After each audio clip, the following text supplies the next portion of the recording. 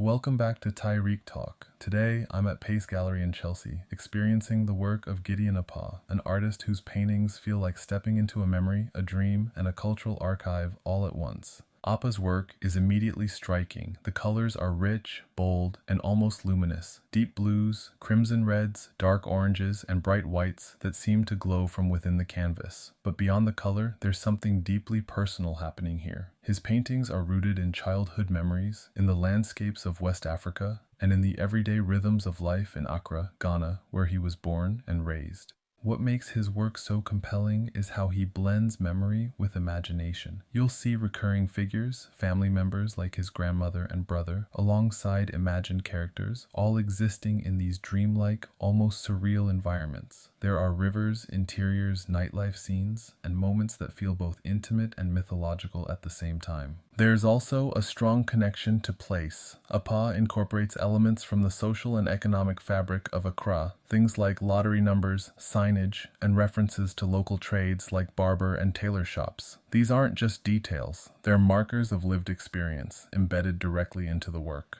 And the way he builds these paintings is just as layered as the stories they tell. Appah works with collage, often starting with found materials, posters, photographs, prints, even film stills. He transfers these images onto the canvas using a mixture of glue and water, then carves into the surface to reveal them before painting over and around them. So what you're seeing isn't just paint. It's a surface built from fragments of history, media, and memory. It creates this textured, almost archaeological quality, where images emerge and recede at the same time. Recently, his work has evolved toward a more flattened perspective, with thicker, more condensed brushstrokes and a heightened sense of color. There's a Fauvist influence here, the way color is used not just to describe, but to transform reality. The result is a world that feels both familiar and otherworldly. Appah is also in conversation with a broader history of painting. You can feel the influence of artists like Kerry James Marshall, Barclay L. Hendricks, and Charles White, especially in the way he approaches portraiture and representation. At the same time, there's a connection to artists like Bob Thompson and Joseph Yoakum in the dreamlike narrative quality of the work. But what makes Appah distinct is how he brings all of these influences back to Ghana, specifically to its post-colonial history, its cinema, its nightlife, and its cultural memory. He often draws from newspaper clippings from the 1950s through the 1980s, reactivating those images within a contemporary context. There's a sense that these paintings are holding time, preserving it, reimagining it, and reshaping it all at once. And that's what makes this exhibition at Pace Gallery so powerful. The space itself, clean, expansive, and minimal, creates the perfect contrast to the density of Appah's work. It allows each painting to breathe while also giving you the space to fully step into these worlds he's created. As you move through the gallery, it feels less like viewing individual works and more like moving through a series of interconnected memories. Each piece adds to a larger narrative, one that's deeply personal, but also culturally expansive. Gideon Appah isn't just painting images, he's constructing visual stories that sit somewhere between past and present, reality and imagination. And here in Chelsea, at Pace,